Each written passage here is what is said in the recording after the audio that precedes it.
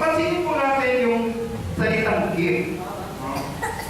Sa ating text, Luke chapter 6, verse 13. Give. Sa isang beses lang binanggit ang bigay, pagbibigay, o magbigay kayo sa Panginoon. Pero ano po ang kasunod? And it will be given to you. Ibabalik at ibibigay sa inyo. I will make sure, tamang sukat, at press down. Ibig sabihin, siniksik at ibibigay na pagpapala at pagbabalik sa mga nagkakalungkot sa gawain ng Panginoon. And shake it together. No? Nasubukan nyo na bang mag-pour out ng sugar sa bottle or rice in a can? No? Pagka inugaw natin yun, anong mangyayari? Di ba nasisiksik siya? Ganun pagpalang yun. Take it together and running over, umaapaw pa. Will be poured into your lap. For with the measure you use, it will be measured to you. Kung ano gawin sa patan, yung ginagamit natin ay yun din ang gagamitin ng Diyos. Kaya, bakit ito mahirap? Kasi marami natin tisod about giving. Marami na ipapasay about giving. Bakit? Ano po ang konsepto ng tao? Our nature tells us that giving means love. And receiving means addition. Kaya ano gusto ng tao? Receiving, addition. Amen? Pero sa Panginoon, iba po. Kapag ikaw ay nagbibigay ng walang nasa Panginoon, dinadagdagan ng Diyos kung ano daw yung palukan na ginagamit natin. Kung pagbibigay, hindi yung gagamitin ng Diyos sa pagbabalik sa akin.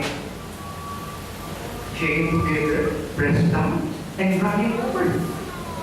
Tingnan niyo po magpala ng Diyos. Kasi yung mga tao gusto tumatanggap lang, ayaw na, nawawalan. Naalala ko yung mga poso, ititsin na poso sa probinsya.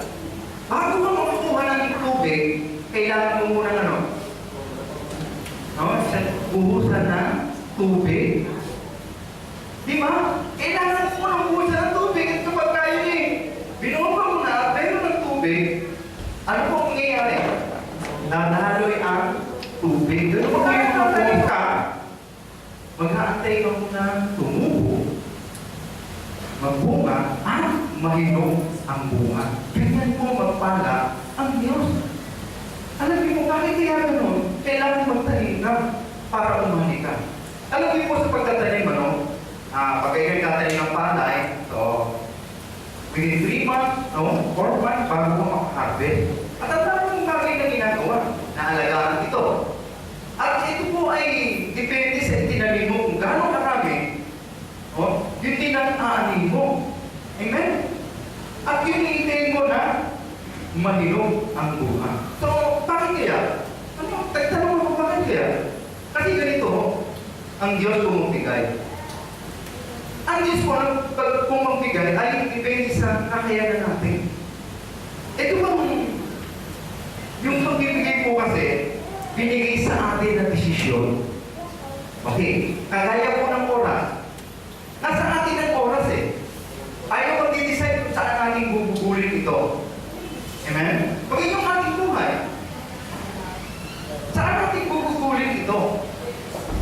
Diba? Binigay sa atin ang kapamahalaan to manage our time, yung buhay natin, yung life natin, lahat ng bagay. Kaya yung pagbibigay din, binibigay sa atin ang kapamahalaan kung paano tayo magbibigay sa Diyos.